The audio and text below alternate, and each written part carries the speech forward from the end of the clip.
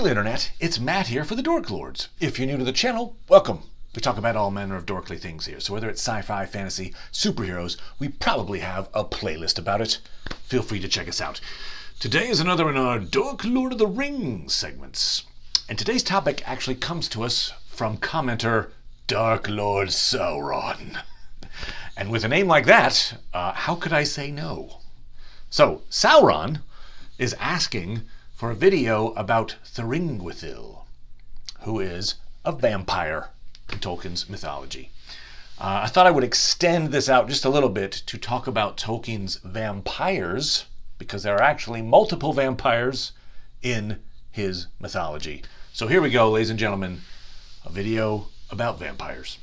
Thuringwethil is a First Age vampire, and we're going to have to go back into, it's more about the tale of Beren and Luthien. I've done a video about it, feel free to check that out. So I'm not going to go into too much detail on the Beren and Luthien quest. Although it's fascinating, it's awesome, I strongly advise you to check that out. But Thuringwethil is a part of this. However, before Thuringwethil, there is mention of another vampire. And Sauron, you should know because it's you. Okay. Just a little background real fast. You've got a situation in this Beren and Luthien tale. There's the hound, Huan. Huan and Luthien are journeying to try to rescue Beren. Beren has been captured by Sauron, and he's being kept in the Isle of Werewolves. And I'll get back to that in a second because there's some interesting background to that. But Isle of Werewolves it's also aptly named because there are some werewolves there. So Huan is basically attacking werewolves. Sauron is sending like one at a time, I think, werewolves to attack Huan. Maybe send them all at the same time, but he doesn't. And so Huan just keeps killing werewolves to the point that finally Sauron sends out Draugluin, who is the sire of all werewolves. And Draugluin comes out, fights Huan the hound. Huan mortally wounds Draugluin. Draugluin staggers back to his master Sauron, is like, message for you. Basically says, hey, Huan's here at the front gate, and by the way, he killed me. Ugh. And so Sauron is left with the dead Draugluin. And so Sauron decides, all right, you think you can beat a werewolf? Let's do this. And he shapeshifts into a werewolf and goes to kill Huan. The two have a massive fight, but Huan actually gains the upper hand and basically grabs Sauron by the throat. And Luthien then stands over him while Huan is basically, threatening to kill him, essentially. And Luthien says, either you yield the tower, your Isle of Werewolves, to me, or I'm going to let Huan rip your throat out. And so I'll read you the passage here where Sauron yields. But it's fascinating because he's not just going to yield, he's also going to do a transformation. Okay. Then Sauron yielded himself, and Luthien took the mastery of the isle and all that was there, and Huan released him. And immediately he took the form of a vampire, great as a dark cloud across the moon, and he fled, dripping blood from his throat upon the trees, and came to Taur Nufuin, and dwelt there, filling it with horror. Okay, so, there's some like horror elements in there from Tolkien, which you don't see that often, but it's really cool that he's got the talent for it, let's say that. Okay, so, yeah, there's Sauron turning into a vampire and flying away. It says he has blood dripping from his throat. I mean, it sounds vampiric. I think what that means is it's the blood from the jaws of Huan, who was like squeezing his throat. He gives up the Isle of Werewolves to Luthien, who basically destroys the place, and then flies away to this forest, Taur Nufuin, and then says that he fills it with horror. So I guess there's a sense of giant humanoid bat. Okay, that's scary. I'm going to get back actually to Tower Nefuin as well, because the terminology for that, it's translated as forest under nightshade, but another term for it would be Mirkwood. So I'll come back. I'm going to tie that little bow up in a second. Okay, but first, all right, so there you go. Sauron takes the form of a vampire, flies away. Now, Luthien destroys the tower and just kind of, basically razes the place in search of Beren. She eventually finds Beren, not right away, but she eventually finds him. So the mission is a success. Beren is saved. And flash forward a bit, because Beren still has this mission, his oath that he took, which was to get the Silmaril gems from Morgoth's crown. And so he kind of goes off on his own. He wants to spare Luthien the horrors that he's going to have to face to accomplish this. She's having none of it. And so she and Huan are following after Beren. And here's a passage where we're talking about Huan in this moment and Luthien as they track Beren. It says, "He turned aside, therefore, at Sauron's isle, and they ran northward again. And he took thence the ghastly Wulfheim of Draugluin, and the Batfell of Thuringwethil. She was the messenger of Sauron, and was wont to fly in vampire's form to Angband. And her great fingered wings were barbed at each joint's end with an iron claw. Clad in these dreadful garments, Huan and Luthien ran through Tower Nefuin, and all things fled before them." All right, so there you go. This Huan has the pelt of Draugluin. I mentioned the werewolf, sire of werewolves. And it says the Batfell of Thuringwethil. Now, it's tough to know what they're saying there. It sounds like it's her skin. It's either a cloak or her skin. I'm almost tending to think it's probably her skin. It's like bat skin. There's he's got the wolf pelt, and it would kind of make sense that he would also have perhaps the bat skin of Thuringwethil. So Luthien disguises herself as Thuringwethil. Huan disguises himself as Draugluin. So here we go. Just to recap there. It's just talking about Thuringwethil, the messenger of Sauron, and she was wont to fly in vampire's form to Angband. She has these big wings with barbed iron claws on them. So we get the idea. She's pretty important, but she is also secondary to Sauron. And it says that she flies in vampire form, kind of suggesting she's not always in vampire form. So she can shapeshift as well. Probably she's like a lesser Maiar spirit.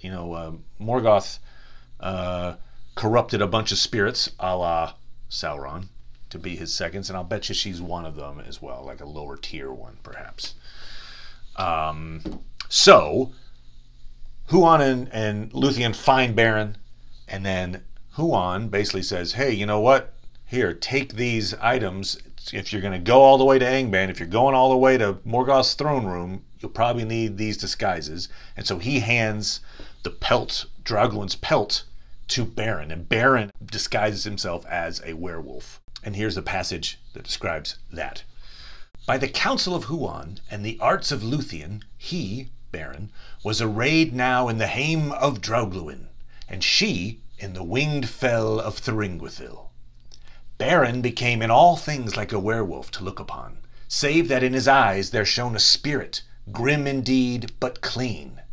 And horror was in his glance, as he saw upon his flank a bat-like creature, clinging with creased wings. Then, howling under the moon, he leaped down the hill, and the bat wheeled and flittered above him." So yeah, Luthien is actually flying at this point. She has shape-shifting abilities as well. Her mom was a spirit, so she's got some pretty Omega level abilities. Eventually, these disguises work. They get all the way to Angband. Luthien continues to dress up like Thuringwethil and goes into Morgoth's throne room. He asks who she is. She tries to bluff her way. and he sees right through it. And I'll just read you this quick passage because this is the last we hear of Thuringwethil's name. So Luthien talking to Melkor, trying to fool him. Thuringwethil I am, who cast a shadow over the face aghast of the sallow moon in the doomed land of shivering Beleriand. So Melkor responds, Liar art thou, who shalt not weave deceit before mine eyes. Now leave thy form and raiment false, and stand revealed, delivered unto my hand. Okay, so she basically has to take off the skin cloak thing that she's got. It's like, okay, fine, you got me. Turns out okay. They, survive the encounter. You can, again, watch the video if you want to know more about Luthien and Beren. But, so I think that's the end for the body, the form of Thuringwethil. I think it gets left on the floor of Melkor's throne room. We don't actually know how Thuringwethil dies. It doesn't say. It just says, hey, Huan has her skin. So there's some theories on how she might have died. One is maybe she got in a fight with Luthien. Luthien's very powerful and could easily have taken her out. I don't say easily, maybe not so easily. But that could have happened. Also, Luthien takes down the tower, the Isle of Werewolves. Maybe Thuringwethil was crushed when the tower was dropped on her. I don't think so, partially because then her body would be difficult to acquire, it's covered with masonry, but also because at that time Luthien is actually looking for Beren, and she wasn't just, I think, dropping everything, on everyone. And there's even talk of like the denizens of the tower come out and see sunlight for the first time, and they're like, oh God, wow, we're, our lives maybe have meaning again. So I don't think that Thuringwethil was crushed in that moment. I think she was killed by Huan. We know Huan killed Draugluin, the werewolf, and it's Huan who then he's like, hey, by the way, you guys are going to need this. Here's the pelt of Draugluin, and here's the skin of Thuringwethil. Like, how would he have that? It just seems, one of those Occam's razor things. Probably, if he's the one that killed Draugluin, he has Draugluin's pelt, and he has Thuringwethil's skin, probably killed Thuringwethil too. So that's what I'm going with. So she's killed by Huan, most likely, is used to as a disguise for Luthien, and either her cloak or her skin is left on the floor of Morgoth's throne room. But I do want to bring up what exactly a vampire is in Tolkien's world. I don't think it's exactly what we think of as vampires, like Dracula, for instance. I think in Tolkien's mind, or at least as he's writing this mythology, his version of a vampire is a humanoid bat.